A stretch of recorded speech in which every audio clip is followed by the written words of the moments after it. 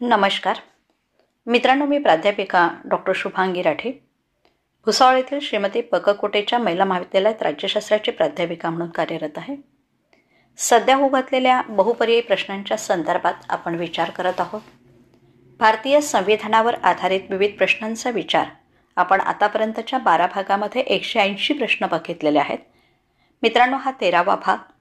या 13व्या भागाची सुरुवात करत असताना या भागामध्ये आपण पाहूया मानवाधिकार आयोग आहे ना, राष्ट्रीय मानवाधिकार आयोग आणि अल्पसंख्याक आयोग या संदर्भातल्या विविध प्रश्नांचा आपण विचार करणार आहोत.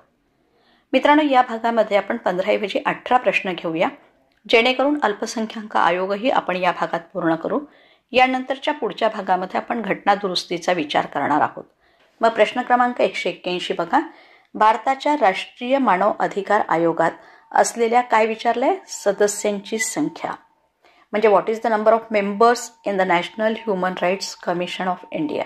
किती सदस्य माहिती आहे? पर्याय बघा, 4, 5, 7, 9 म्हणजे 4, 5, 7, 9. किती आहे? बरोबर आहे, 1 अध्यक्ष आणि 4 सदस्य, म्हणून उत्तर काय येणार? ए. ओके. यानंतर प्रश्न क्रमांक 182 बघा.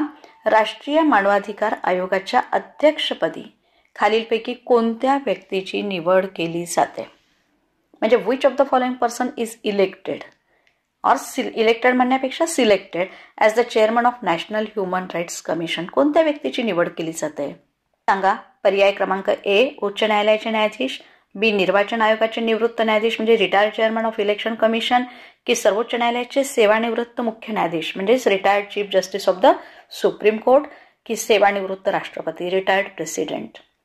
बरोबर आहे सी. कधी पण लक्षात घ्या, इथे न्याय देण्याच्या संदर्भात विचार करावा लागतो, म्हणून राष्ट्रीय मानवाधिकार आयोगाच्या ठिकाणी पण उच्च नाही, सर्वोच्च न्यायालयाचे, तेही कोणते? सेवानिवृत्त, आणि तेही चीफ जस्टिस यांची निवड केली जाते.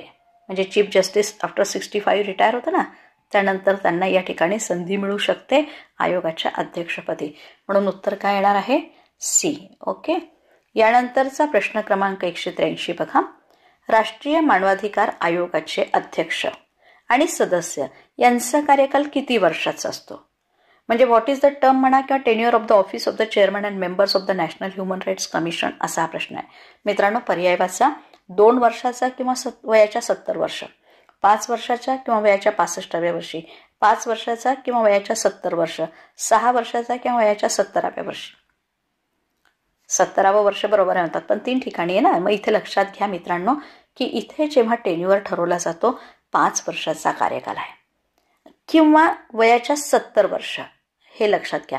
कारण 65 वर्ष येऊ शकत नाही, कारण रिटायर तो तिकडनं सेवानिवृत्त होतो ना 65व्या वर्षी या ठिकाणी सुप्रीम कोर्टातनं, त्यामुळे बी पर्याय नाही. पण कार्यकाल हा 5 वर्षाचा आहे, 2 वर्षाचा नाही, 6 वर्षाचा नाही, म्हणून 5 वर्ष आणि वयाच्या 70 वर्ष यापैकी जे आधी असेल ते. ओके. म्हणून इथे पर्याय उत्तर काय येणार आहे? सी, ज्याच्यामध्ये 5 इयर्स और 70 इयर्स ऑफ एज, दोन्हीपैकी जे आधी असेल ते. ओके. यानंतरचा प्रश्न क्रमांक 184 बघा. राष्ट्रीय मानवाधिकार आयोगाच्या अधिनियमाच्या कोणत्या कलमामध्ये त्यांच्या कार्य आणि अधिकार या संबंधीचं वर्णन आहे? म्हणजे काय विचारलंय? Which section of the national human rights commission act describe their functions and powers. आपण पाहतो राष्ट्रीय मानवाधिकार आयोगाला वेगवेगळ्या प्रकारची कार्य करावी लागतात, आणि या कार्यासंबंधीचं वर्णन जे आलंय ते कोणत्या कलमात आलेलं आहे, असा हा प्रश्न आहे. मित्रांनो, जर माहीत नसेल तर लक्षात ठेवा, आयोगाचं अधिनियम आहे ना, आयोगाचं अधिनियम म्हणतोय, संविधानाचं नाही. ह्युमन राईट्स कमिशनचं जे त्या ठिकाणी ऍक्ट तयार केलेलं आहे त्या ऍक्ट प्रमाणे कलम 12 मध्ये 12व्या कलमामध्ये त्या ठिकाणी कशाचा विचार केलेला आहे? त्यांच्या अधिकार आणि कार्याचा. म्हणून ह्युमन राईट्सला काय कार्य करावे लागतात, त्यांना कोणते अधिकार आहेत, या संबंधीचं वर्णन कशात आलंय? सी. उत्तर कलम 12 आर्टिकल नंबर 12. ओके. यानंतरचा प्रश्न क्रमांक 185 बघा.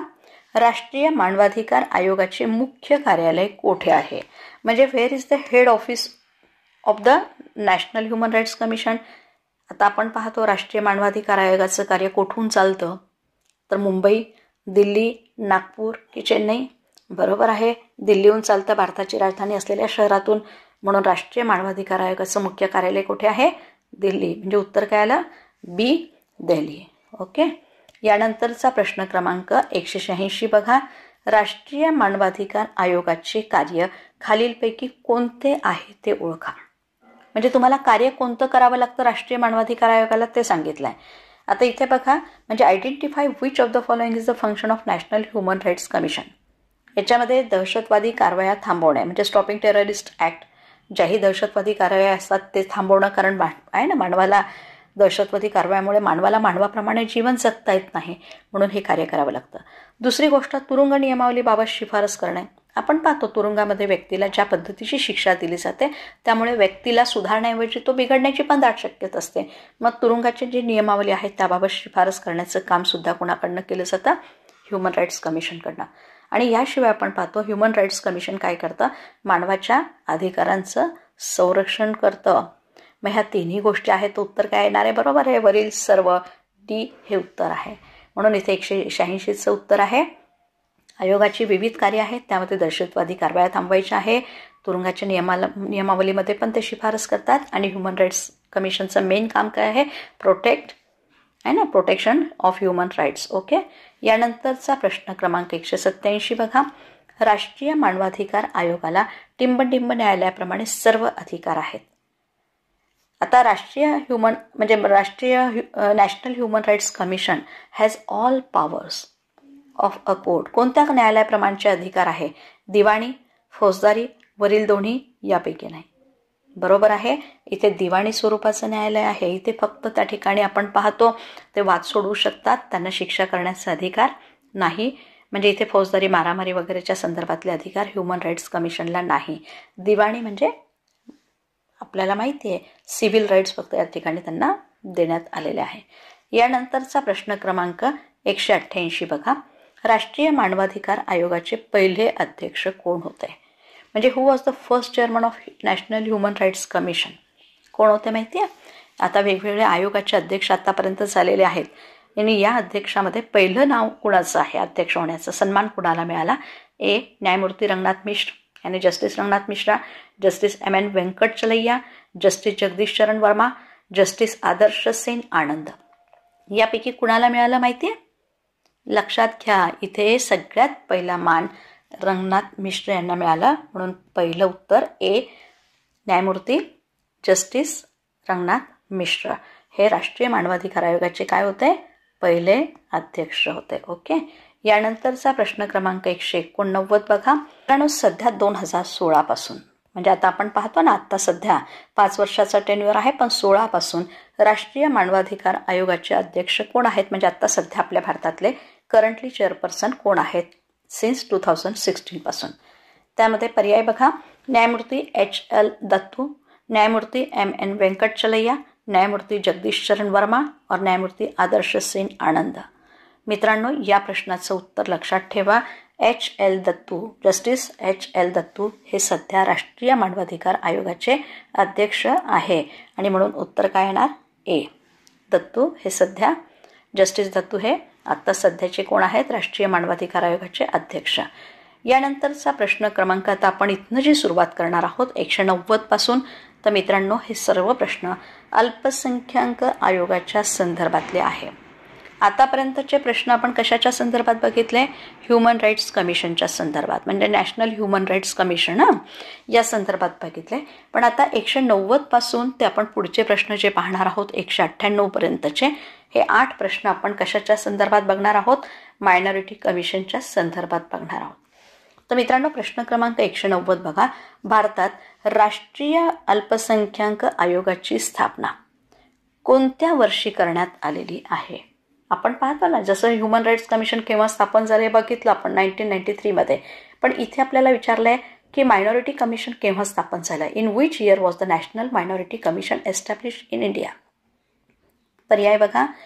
ए. 1990, बी. 1992, सी. 2001 आणि डी आहे 1999.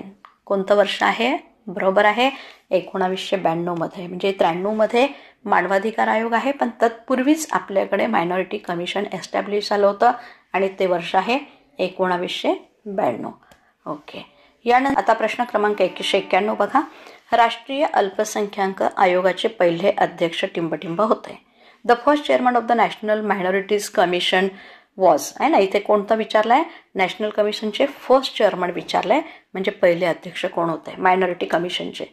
यामध्ये पर्याय बघा, ए बी झेड जमीर अहमद खान, बी आहे न्यायमूर्ती मोहम्मद सरदार अली खान, सी आहे सय्यद गिरुरुल हसन रिझवी आणि डी आहे यापैकी नाही. मित्रांनो, हे लक्षात घ्या की मायनॉरिटी कमिशनचा अध्यक्ष हा व्यक्ती मायनॉरिटी कम्युनिटीमधलाच असतो बरं, म्हणजे अल्पसंख्याक समुदायातलाच व्यक्ती हा ठिकाणी अध्यक्ष असतो. त्यामुळे ही सगळी नावं जी आपल्याला पाहायला मिळतील ही मायनॉरिटी कमिशनचीच म्हणजे मायनॉरिटी कम्युनिटीचीच मिळणार आहे. हे आधी आपण लक्षात घ्यायचं आहे. यामध्ये जी 3 नावं आहेत आपल्या समोर दिलेली, यापैकी नाहीचं उत्तर नाही, यापैकी एक आहेच नाव, ते आहे न्यायमूर्ती मोहम्मद सरदार अली खान. हे जे आहेत ना, हे पहिले आयोगाचे अध्यक्ष मायनॉरिटी कमिशनचे, म्हणून पर्याय काय येणार आहे? बी. म्हणून हे लक्षात ठेवा, राष्ट्रीय अल्पसंख्याक आयोगाचे पहिले अध्यक्ष कोण होते? न्यायमूर्ती मोहम्मद सरदार अली खान, जस्टिस मोहम्मद सरदार अली खान. पर्याय उत्तर बी. यानंतरचा प्रश्न क्रमांक 192 बघा, राष्ट्रीय अल्पसंख्याक सदस्यांची संख्या किती? म्हणजे what is the number of national minority members. आपण पाहतो की इथे राष्ट्रीय अल्पसंख्याक आयोगातील यानंतरचा प्रश्न क्रमांक 192 बघा. इथे प्रश्न काय विचारलेला आहे की राष्ट्रीय अल्पसंख्याक जे आयोग आहे त्या आयोगातील सदस्यांची काय विचारली? संख्या किती आहे. जसं आपण मानवाधिकार आयोगातली सदस्य संख्या बघितली, इथे पण सदस्य संख्या विचारलेली आहे. What is the number of national minority commission members. आपण मानवाधिकार आयोगात बघितलं की 1 अध्यक्ष आणि 4 सदस्य असतात. मित्रांनो, इथे मात्र 1 अध्यक्ष आणि किती सदस्य असतात? बरोबर आहे, 5 सदस्य असतात. म्हणून उत्तर काय येणार? बी. म्हणून आत्ता आपण पाहतो की what is the number of national minority commission members? तर 5. बी आन्सर हे बरोबर आहे. यानंतर 193वा प्रश्न बघा, राष्ट्रीय अल्पसंख्याक आयोगाची स्थापना करताना कोणत्या बाबींना आधारभूत मानण्यात आले? म्हणजे what were the basic tenets of the national minority commission. आज आपण पाहतो आपल्याकडे अल्पसंख्याक आयोग स्थापन करण्यात आलेला आहे, पण हे स्थापन करताना कशाच्या आधारावर स्थापन केलं? जातीच्या, धर्माच्या, वंशाच्या की लिंगाच्या आधारावर, असा हा प्रश्न आहे. तर मित्रांनो, इथे पर्याय जात, धर्म, वंश, लिंग असे दिलेले. इथे आपण कशाचा आधार घेतलाय? बरोबर आहे, धर्माच्या आधारावर आहे. आपल्याकडे धर्माच्या आधारावर मायनॉरिटी कमिशन एस्टॅब्लिश केलेलं आहे, म्हणून कोणत्या बाबीला आधारभूत मानलंय? धर्म. म्हणून उत्तर काय येणार? बी, म्हणजे रिलिजियन. ओके, आज आपण पाहतो मायनॉरिटीमध्ये सर्व धर्माच्या आधारावरच्या व्यक्ती असतील. यानंतर प्रश्न क्रमांक 194 बघा, राष्ट्रीय अल्पसंख्याक आयोगाच्या सुरुवातीला किती धर्माचे लोक होते? जर आपण पाहतो की धर्मानुसार हे आयोग स्थापन केलं होतं, तर या अल्पसंख्याक आयोगामध्ये किती धर्माचे लोक सुरुवातीला होते? म्हणजे how many religious did the national minority commission initially have. आता जेव्हा सुरुवात झाली होती, राष्ट्रीय अल्पसंख्याक आयोग स्थापन झाला होता, त्यावेळेस किती धर्मांना याच्यामध्ये समाविष्ट केलं आणि आज किती धर्माचे लोक आहेत? याच्यामध्ये पर्याय बघा, 2, 4, 5 आणि 6. कोणतं उत्तर येत आहे? सी म्हणतोय. ओके, बरोबर आहे स्नेहा, सी उत्तर हे एकदम बरोबर आहे. कारण सुरुवातीला राष्ट्रीय मायनॉरिटी म्हणजे ह्या नॅशनल मायनॉरिटी कमिशनमध्ये किती धर्मांना समाविष्ट केलेलं होतं? 5. ओके, आता हे 5 धर्म कोणते आहेत लगेच आपण पुढे एक प्रश्नामध्ये बघणार आहोत. त्यामुळे इथे आपण फक्त 5 धर्म लक्षात ठेवा की आपल्याकडे 5 धर्मांना सुरुवातीला प्रवेश होता, नंतर त्याच्यामध्ये किती धर्माचा समावेश केला, कोणत्या धर्माचा समावेश केला, त्याचा विचार आपण पुढे करणार आहोत. मित्रांनो, सध्या राष्ट्रीय अल्पसंख्याक आयोगामध्ये किती धर्माचा समावेश केलेला आहे? म्हणजे आपण पाहिलं की पूर्वी किती होते? 5. आज किती आहे? तर इथे 6. उत्तर तुम्हाला सहज लक्षात येतं, कारण एकने हीच संख्या वाढलेली आहे. त्यामुळे इथे आता सध्या 6 आहे, कमी झालेले नाही. 1 धर्म आणखी वाढवलेला आहे, म्हणून उत्तर काय येणार? D. How many religious are currently included in the national human rights commission? 6. Okay, यानंतर प्रश्न क्रमांक 196 बघा, कोणत्या वर्षी, बघा इथे नंतर जो धर्म ॲड केला ना तो जैन धर्म आहे. म्हणून कोणत्या वर्षी राष्ट्रीय अल्पसंख्याक आयोगात जैन धर्माचा समावेश करण्यात आला? In which year Jainism was included in the national human rights commission. कोणत्या वर्षी जैन धर्म समाविष्ट केला माहिती आहे? सुरुवातीला नाही, कारण एस्टॅब्लिश केव्हा झालेला आहे हा मायनॉरिटी कमिशन? 1992 मध्ये. त्यावेळेस जैन धर्म त्यामध्ये होता का? नाही. प्रश्न काय विचारलाय की जैन धर्म नंतर समावेश झाला, म्हणजे लक्षात घ्या सुरुवातीला किती धर्माचे लोक होते? 5. त्याच्यामध्ये एक ॲड झाला म्हणजे आता झाले 6. मग हा 6वा धर्म जो कोणता ॲड झालेला आहे तो जैन धर्म. पण असं विचारलं की जैन धर्माचा समावेश इथे नॅशनल मायनॉरिटीज कमिशनमध्ये केव्हा करण्यात आलेला आहे. तर मित्रांनो इथे जो समावेश झाला तो बघा पर्याय 1994, 1999, 2004 और 2014 केव्हा झालेला आहे. बरोबर आहे डी 2014 लक्षात घ्या. जैन धर्म हे सुरुवातीला नव्हतं, कारण आपण पाहतो 1992 मायनॉरिटी कमिशन एस्टॅब्लिश झालेलं आहे. तेव्हा केवळ किती धर्म होते 5. आज 6 आहे, पण हा 6वा धर्म केव्हा याच्यामध्ये इन्क्लुडेड केलेला आहे 2014 ओके. यानंतरचा प्रश्न बघा 197. खालीलपैकी कोणत्या धर्माचा समावेश राष्ट्रीय अल्पसंख्याक आयोगात नंतर करण्यात आला. उत्तर सोपं होतं. Which of the following religion was later included in the national minority commission. उत्तर एकदम सोपं होतं, कारण इथे नंतर हा समाविष्ट झालेला कोणता धर्म आहे जैन. म्हणून असाही प्रश्न येऊ शकतो. तर अशा वेळेस उत्तर लक्षात ठेवायचं मित्रांनो की सुरुवातीला जैन धर्म त्याच्यात नव्हता, तो नंतर समाविष्ट केला, म्हणून पर्यायी उत्तर काय आलंय डी जैन धर्म ओके. यानंतरचा प्रश्न क्रमांक 198 म्हणजे आजच्या या भागातला शेवटचा प्रश्न आपण पाहतोय. भारतात खालीलपैकी कोणत्या धर्माचा अल्पसंख्याकात समावेश करण्यात आलेला आहे. म्हणजे which of the following religions is a minority in India. आज आपण पाहतो अल्पसंख्याकांमध्ये 6 धर्माचा समावेश आहे. ते 6 धर्म कोणते आहेत असा प्रश्न आहे मित्रांनो. मुस्लिम, ख्रिश्चन, शीख, जैन, बौद्ध आणि पारशी. इथे बी मध्ये बघा मुस्लिम, शीख, इराणी, जैन, बौद्ध आणि झोराष्ट्रियन. सी मध्ये आहे मुस्लिम, ख्रिश्चन, शीख, यहुदी, जैन आणि बौद्ध. आणि चौथ्यामध्ये यापैकी नाही. इथे लक्षात घ्या इराणी आणि झोराष्ट्रियनचे 2 भाग आहेत है ना. पण इथे मात्र झोराष्ट्रियनचा जरी भाग असला तरी झोराष्ट्रियनमध्ये पारशी आणि या ठिकाणी इराणी हे दोन्ही येतात. पण इथे इराणी यांना आणि झोराष्ट्रियन या दोघांना वेगवेगळं केलं का नाही, म्हणून बी उत्तर येऊ शकत नाही. सी मध्ये यहुदींचा समावेश नाही, त्यामुळे हे येऊ शकत नाही. मित्रांनो या ठिकाणी मुस्लिम धर्म, ख्रिश्चन धर्म, शीख, जैन, बौद्ध आणि पारशी या 6 धर्मांचा समावेश आपल्याकडे मायनॉरिटी कमिशनमध्ये केलेला आहे. हे लक्षात ठेवा. पुन्हा लक्षात घ्या कोणकोणते धर्म आहेत. एक मुस्लिम, दुसरा ख्रिश्चन, तिसरा शीख, बौद्ध, पारशी आणि जैनमध्ये नंतर इन्क्लूड केलेला आहे, नंतर समाविष्ट आहे. अशा प्रकारे एकूण 6 धर्मांचा समावेश. म्हणून उत्तर कोणतं बरोबर येणार आहे ए ओके. म्हणून मुस्लिम, ख्रिश्चन, शीख, जैन, बुद्धिस्ट आणि Parsi this religions included in the minority commission okay. अशा प्रकारे मित्रांनो आपण आजच्या या भागामध्ये मानवाधिकार आयोग आणि अल्पसंख्याक आयोग यावर आधारित एकूण 18 प्रश्नांचा विचार या ठिकाणी केलेला आहे. निश्चितच यातून दोन्ही आयोगाची जी माहिती आहे, जी अगदी बेसिक माहिती असते ती आपणास मिळण्यास मदत झाली असेल अशी अपेक्षा बाळगते. व्हिडिओ आवडला तर लाईक आणि शेअर करायला विसरू नका. अद्यापही आपण माझं चॅनल जर सबस्क्राईब केलं नसेल तर मित्रांनो ते करून घ्या, जेणेकरून यापुढे मी जेही व्हिडिओज टाकेल ना त्याचे नोटिफिकेशन्स प्रथमतः आपणास प्राप्त होण्यास मदत होईल. आणि व्हिडिओ आवडला तर आपल्याप्रमाणे आपल्या मित्रांनाही सहकार्य करा, त्यांनाही शेअर करा. आणि आपल्या परीक्षेसाठी आपणास best of luck okay. Thank you.